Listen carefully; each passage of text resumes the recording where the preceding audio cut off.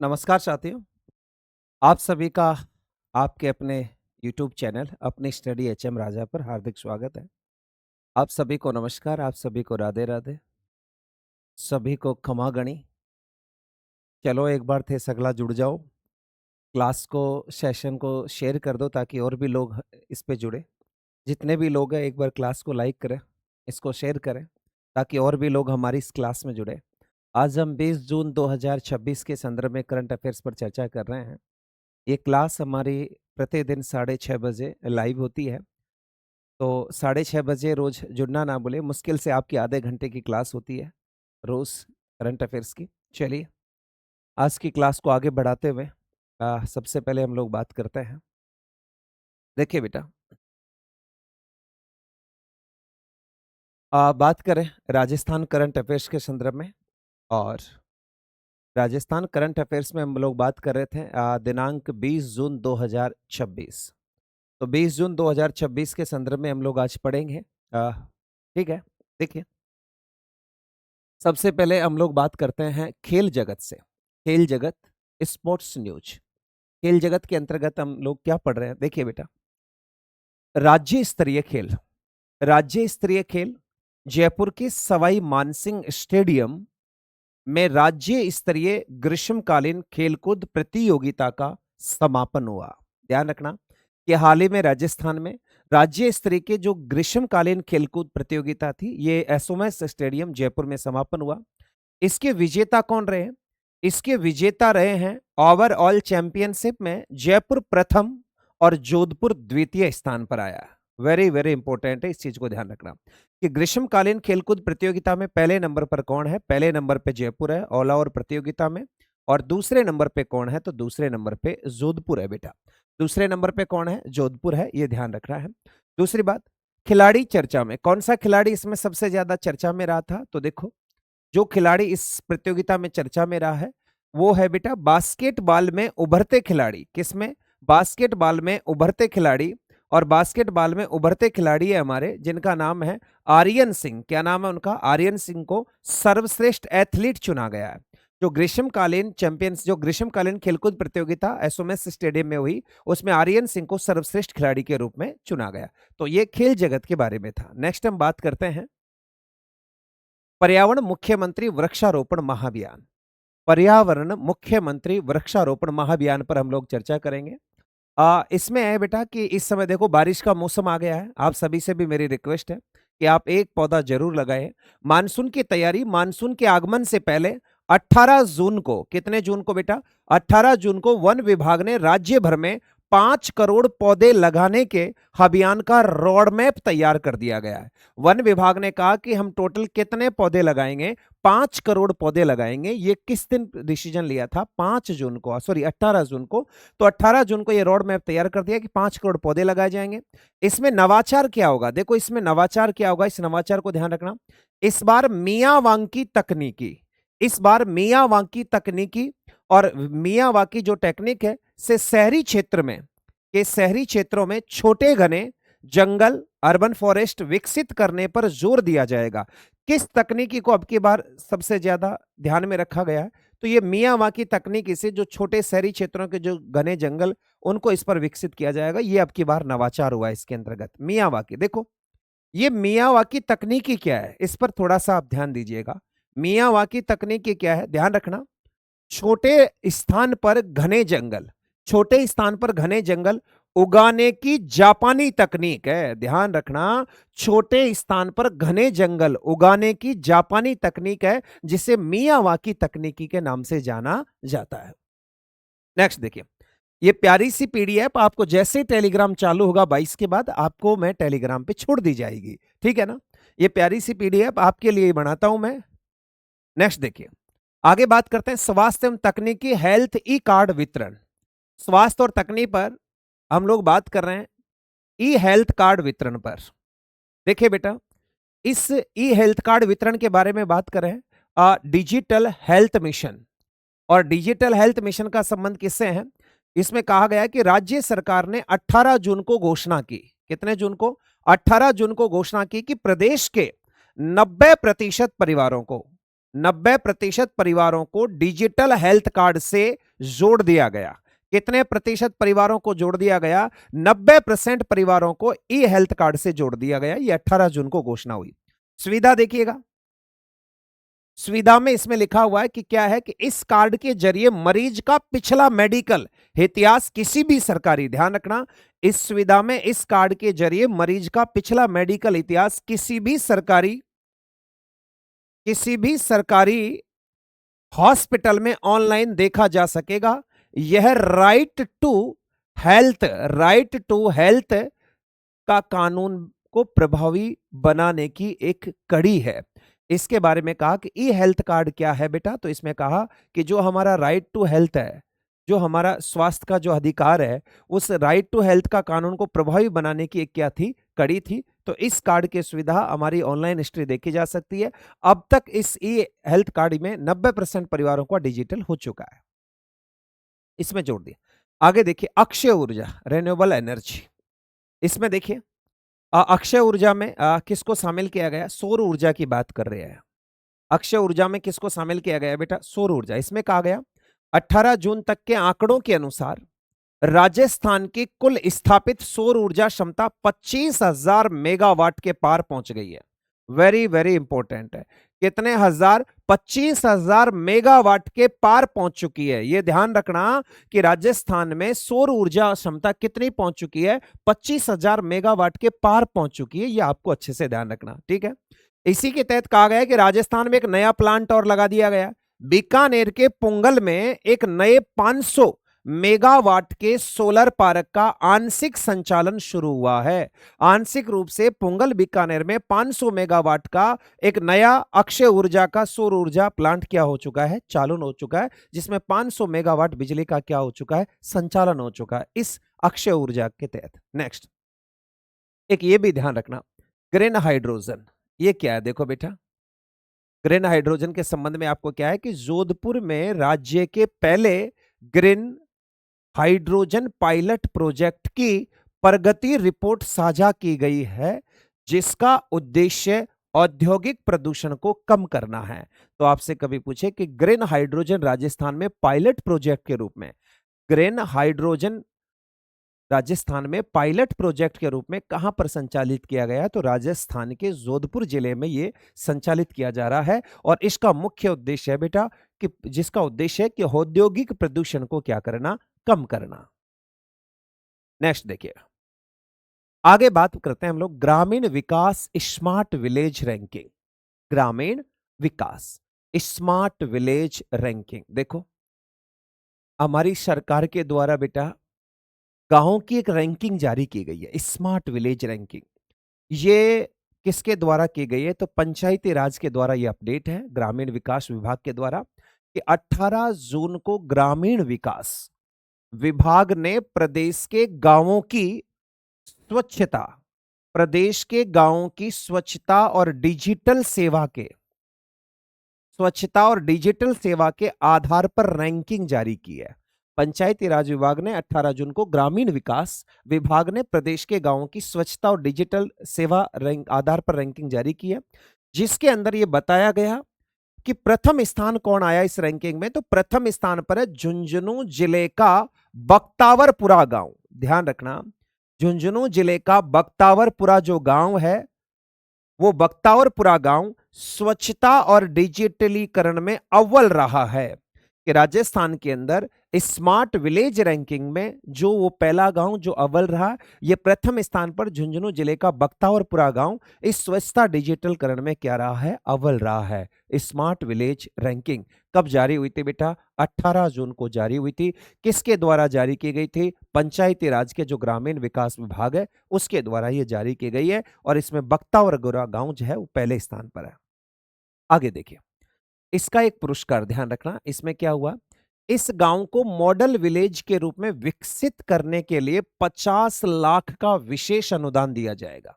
पुरस्कार के रूप में कितने लाख रुपए मिलेंगे इस गांव को? 50 लाख रुपए मिलेंगे इस गांव को और भी मॉडल तरीके से क्या करने के लिए? विकसित करने के लिए। आगे देखिए, महिला सशक्तिकरण लखपति दीदी योजना। देखो बेटा, इसको आपको अच्छे से पढ़ना है। लखपति दीदी योजना क्या है ये हमारी फ्लैगशिप योजना में शामिल है। जब आप राजस्थान की फ्लैगशिप योजना, मैं एक दिन राजस्थान की सारी फ्लैगशिप योजना भी आपको लेकर आऊँगा। एक तो बेटा जितने भी लोग देख रहे हैं ना, वो सारे लोग हैं ना, वो एक बार ज़रूर शेयर करें, ठीक है? यहाँ आपके कमेंट पढ़ने का कोई वो नहीं है, मैं ध्यान रखना कोई प्रश्न नहीं है, मगर आप ये ज़रूर देखिएगा कि आप सभी जितने भी देख रहे हैं, वो एक बार क्लास को ज़रूर शेयर करें। तो देखो बेटा, लखपति दीदी योजना के बारे में कहा कि 18 जून को जारी रिपोर्ट के अनुसार राजस्थान में स्वयं सहायता समूह एसएचजीएस की 2.5 लाख महिलाओं को, ये आंकड़े बड़े महत्वपूर्ण है, ध्यान रखना, 2.5 लाख महिलाओं को अब तक लखपति दीदी वार्षिक आय 1 लाख से अधिक श्रेणी में लाया जा चुका है। आपसे पूछेगा कि लखपति दीदी योजना में अब तक कितनी महिलाओं को लखपति बनाया जा चुका है, जिनकी वार्षिक आय 1 लाख से अधिक कर दी गई है, तो अब तक कितनी महिलाओं की कर दी गई है? 2.5 लाख महिलाओं की कर दी गई है। 2.5 लाख महिलाओं को इसकी श्रेणी में लाया जा चुका है। इसका अगला लक्ष्य क्या है? अगला लक्ष्य देखिए, आगामी 1 वर्ष में इस संख्या को 5 लाख तक, को क्या बात है, आगामी 1 वर्ष में इस संख्या को 5 लाख तक पहुंचाने का लक्ष्य रखा गया है लखपति दीदी योजना के अनुसार। तो 18 जून को जो जारी रिपोर्ट थी उसके अनुसार बताया कि अब तक 2.5 लाख लखपति दीदी बनाई जा चुकी है। आगामी 1 वर्ष में टोटल 5 लाख लखपति दीदी बनाई जाएगी। नेक्स्ट, इंफ्रास्ट्रक्चर और परिवहन एक्सप्रेसवे, इसको भी आपको अच्छे से देखना, बहुत इंपॉर्टेंट विषय है एक्सप्रेसवे। इसकी बात हो रही है एक्सप्रेसवे। देखो, इंफ्रास्ट्रक्चर और परिवहन के संबंध में अपडेट है। ये अपडेट कब का? 18 जून का अपडेट है, ध्यान रखना। 18 जून को सार्वजनिक निर्माण विभाग पीडब्ल्यूडी ने Jamnagar Amritsar economy corridor, Jamnagar Amritsar economy corridor के राजस्थान वाले हिस्से बीकानेर, जोधपुर, बाड़मेर के किनारे लॉजिस्टिक्स पार्क विकसित करने की योजना प्रस्तुत की है।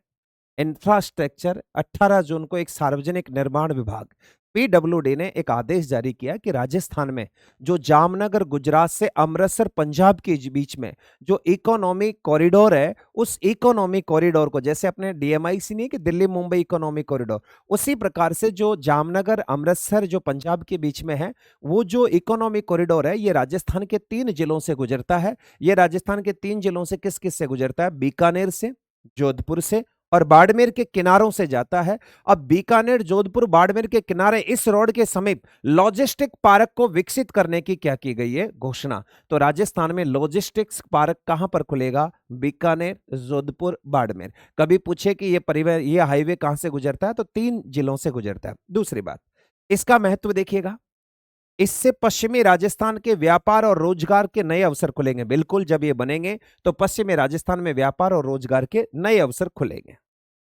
आगे देखिए, इस कॉरिडोर की कुल लंबाई कितनी है? तो इस कॉरिडोर की कुल लंबाई राजस्थान में लगभग 637 किलोमीटर है। यह परीक्षा उपयोगी बहुत अच्छा आंकड़ा है कि आपसे कभी पूछे कि जामनगर अमृतसर इकोनॉमिक कॉरिडोर की राजस्थान में कुल कितनी लंबाई है, तो राजस्थान में 637 किलोमीटर है। यह राजस्थान में कितने जिलों से गुजरता है? तो यह राजस्थान में 3 जिलों से गुजरता है। जिले कौन कौन से हैं? बीकानेर, जोधपुर और बाड़मेर से गुजरता है। 637 किलोमीटर।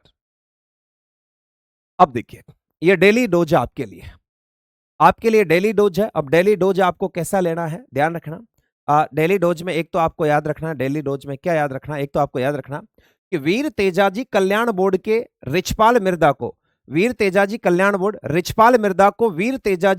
बोर्ड का क्या बनाया गया है? अध्यक्ष नियुक्त किया गया। तो रिचपाल मिर्दा वर्तमान में वीर तेजाजी कल्याण बोर्ड के अध्यक्ष बने।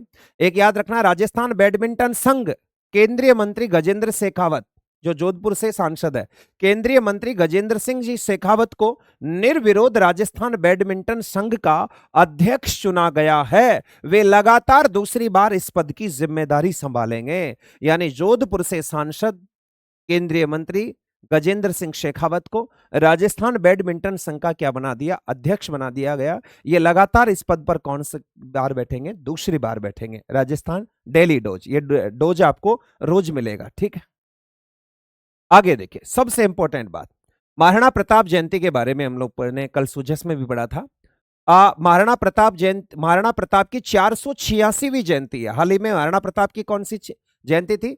486वीं जयंती के अवसर पर राजस्थान के ऐतिहासिक कुंभलगढ़ दुर्ग में पहली बार 21,000 दीपक प्रज्वलित कर एक स्वर्णिम इतिहास और भव्य दीपोत्सव का क्या किया गया? आयोजन किया गया।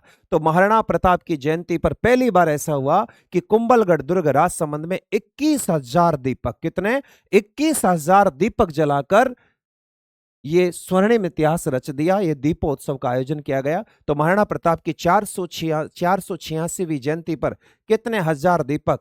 21,000 दीपक। महाराणा प्रताप की जयंती कब आती है? तो आपको पता है कि ज्येष्ठ शुक्ल तृतीया, ज्येष्ठ शुक्ल तृतीया को महाराणा प्रताप जयंती मनाई जाती है।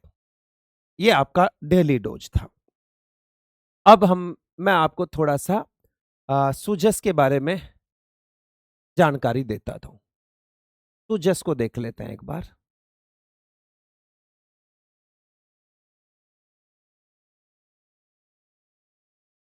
सुजस किधर है?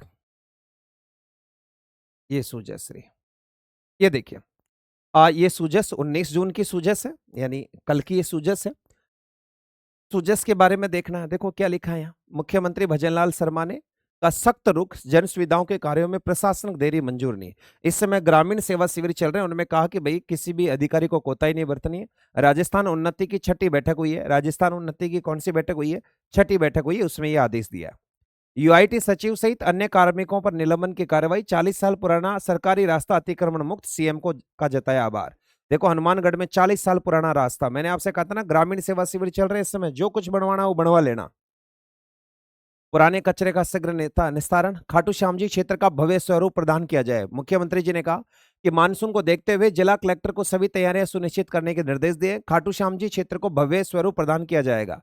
राजस्थान उन्नति की 6ठी बैठक में यह फैसला लिया गया। हाल ही में राजस्थान उन्नति की कौन सी बैठक हुई है? तो हाल ही में राजस्थान उन्नति की 6ठी बैठक हुई है। यह अच्छे से ध्यान रखना, ठीक है। तो इस 6ठी बैठक में 7 विभागों की 8 परियोजना की समीक्षा की है इन्होंने, और उन्होंने ये बात कही गई है। अंधेरी मध्यम सिंचाई परियोजना से किसानों को सिंचाई के लिए मिलेगा पानी। देखो आपसे, अब देखो ये बहुत अच्छा प्रश्न है आपका, जो आपको यहां से ले लेना है। ये अभी इसी समय लिख लेना, आपको ये बाद में भूल जाओगे। 2 लाइन लिखना है।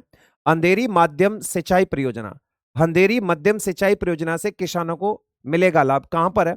मुख्यमंत्री राजस्थान के 12 जिले की छबड़ा तहसील में अंधेरी मध्यम सिंचाई परियोजना में देरी के कारण इसकी लागत में बार बार हो रही वृद्धि में नाराजगी जताते हुए मुख्य सचिव को इसका परीक्षण करने एवं जन संसाधन विभाग के अधिकारियों को परियोजना के कार्यादेश शीघ्र लागू। बस इतना सा याद रखना है कि अंधेरी मध्यम सिंचाई परियोजना किस जिले में है? तो अंधेरी मध्यम सिंचाई परियोजना राजस्थान के 12 जिले में। लिखो अभी इसी समय अंधेरी मध्यम सिंचाई परियोजना। जयपुर को 29 ई बसें मिलेगी, अब इलेक्ट्रिक बसें चलेगी जयपुर में।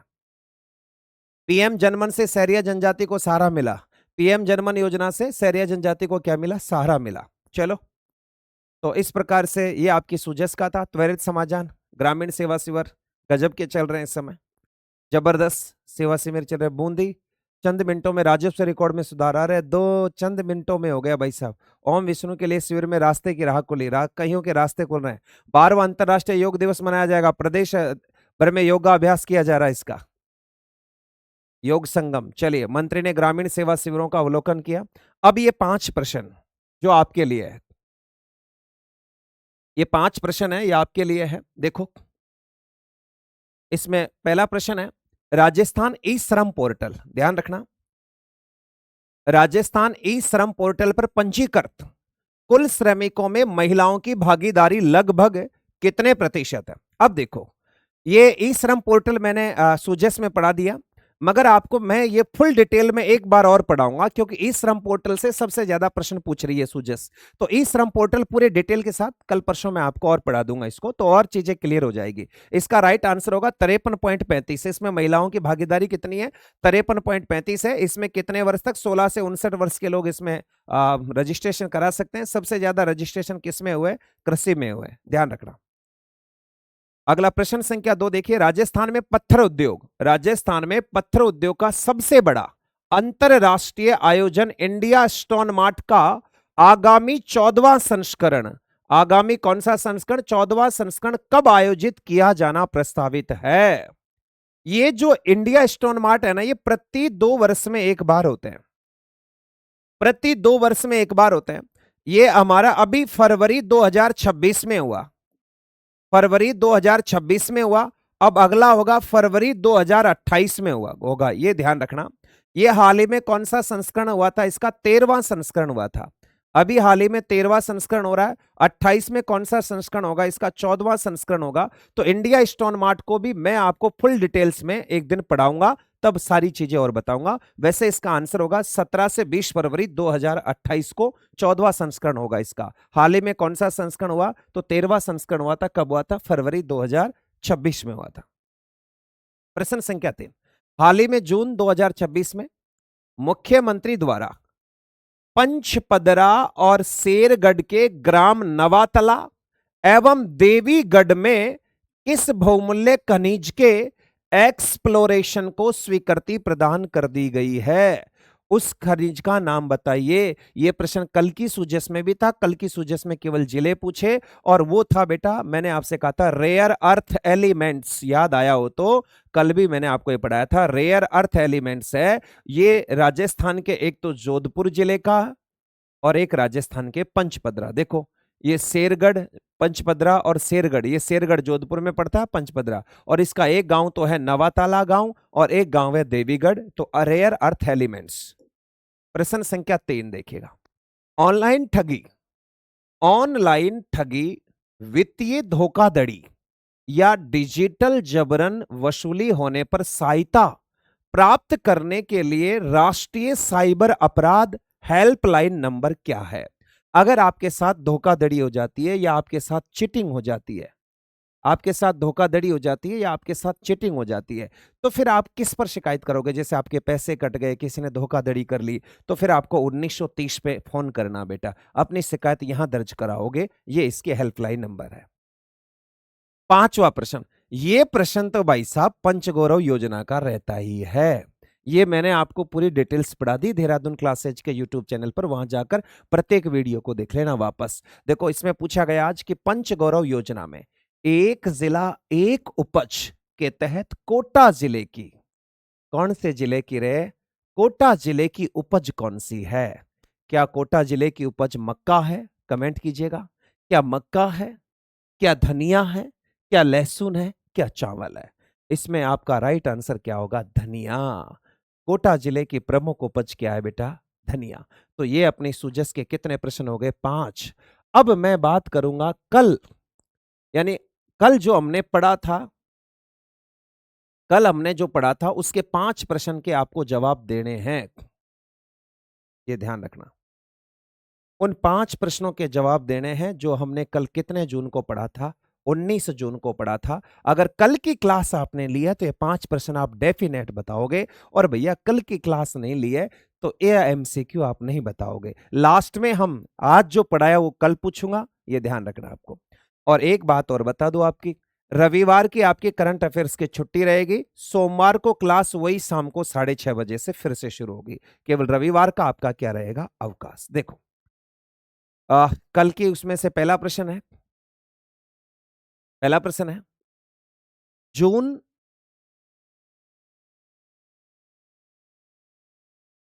जून 2026 में राजस्थान पुलिस द्वारा चलाए गए विशेष यातायात चेकिंग अभियान में किस श्रेणी के तहत सर्वाधिक चालान काटे गए? जल्दी से बताओ फटाफट। जून 2026 में राजस्थान पुलिस द्वारा विशेष यातायात चेकिंग अभियान में किस श्रेणी के तहत सर्वाधिक चालान काटे गया? क्या नियम विरुद्ध नंबर प्लेट लगाने में? ध्यान रखना। क्या वाहनों के शीशे पर अवैध काली फिल्म लगाने में? क्या अनाधिकृत लाल नीली बत्ती पर या प्रेशर हॉर्न पर? सबसे ज्यादा चालान किस में काटे? बताया था मैंने आपको कल। कमेंट करो फटाफट। हाँ, राइट आंसर बी, शाबाश, बहुत अच्छी बात है, सभी का सही। वाहनों के शीशों पर अवैध काली फिल्म लगाने पर। काली शीशी, काला शीशा, काली गाड़ी है ना, काली गाड़ी है, काला ही शीशा है। तो वो जो काली गाड़ी है में जो काला शीशा है ना, आजकल काला शीशा को ना बेटा अंदर सु ब्लैक फिल्म लगा लेते हैं उसमें ना, और वो अंदर ही फिर काली शीशी भी अंदर ही रहे। काली गाड़ी, काला शीशा और काली शीशी, ध्यान रखना ना। तो इसमें आंसर आएगा बी।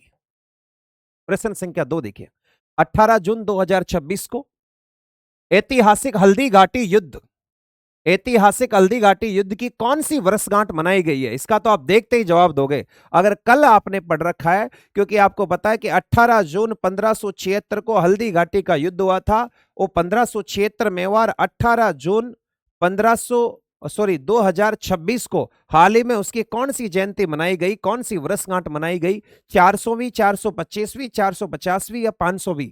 फटाफट जल्दी से आंसर कमेंट कीजिए। अरे देखते ही आ जाना चाहिए ना आंसर यार, इतना टाइम थोड़ी लगता है। शाबाश, बहुत अच्छी बात है, सभी का सही है, 450वीं। बहुत अच्छी बात है। कौन सी है बेटा? 450वीं। और अभी महाराणा प्रताप की जयंती कौन सी थी? 486वीं। ये भी ध्यान रखना। तीसरा प्रश्न देखिए, international business international business summit and award 2025 का आयोजन राजस्थान के किस शहर में किया गया? International business summit and award 2026 का आयोजन राजस्थान के किस शहर में किया गया? इन प्रश्नों के उत्तर वही दे सकते हैं जिन्होंने कल की क्लास ली हो, और कल सोमवार को जो प्रश्न पूछूंगा उनके उत्तर वही दे सकता है जिन्होंने आज की क्लास ली हो। ये ध्यान रखना। जोधपुर, उदयपुर, जयपुर, कोटा। शाबाश, बहुत अच्छी बात है। और इसका राइट आंसर क्या होने वाला आपका? उत्तरी। इसका राइट आंसर होने वाला जयपुर। तो जयपुर के अंदर ये सबमिट हुआ था। और चौथा प्रश्न है, प्रधानमंत्री के विशेष विमान पर राष्ट्रीय प्रतीक अशोक स्तंभ की तकनीकी त्रुटि पकड़ने के कारण चर्चा में रही किम भारती का संबंध किस जिले से है? इस लड़की को अच्छे से याद रखना। इन्होंने प्रधानमंत्री के विशेष विमान में जो अशोक स्तंभ लगा हुआ है उसको देख लिया, क्योंकि जो गेट बंद होता था उस पर था, आधा गेट पे था, आधा दीवार पे था, वो कट रही थी वो आकृति, और ये किम भारती ने पहचानी। ये लड़की, शाबाश, बहुत अच्छी बात है आपके उत्तर के। ये डूंगरपुर की रहने वाली है। किम भारती का संबंध कहां से है? डूंगरपुर से है। और आज की क्लास का आपका लास्ट प्रश्न है, राजस्थान सरकार के प्रमुख सूचना प्रौद्योगिकी डैशबोर्ड, राजस्थान सरकार के प्रमुख सूचना प्रौद्योगिकी डैशबोर्ड को राष्ट्रीय स्तर पर किस पुरस्कार से सम्मानित किया गया? राजस्थान सरकार के प्रमुख सूचना प्रौद्योगिकी डैशबोर्ड को राष्ट्रीय स्तर पर किस पुरस्कार से सम्मानित किया गया? Digital India award, Scotch gold award, e governance रत्न पुरस्कार, राष्ट्रीय विकास अवार्ड। जल्दी से बताइए फटाफट, क्या हो सकता है इसका आंसर? चलिए बताइए।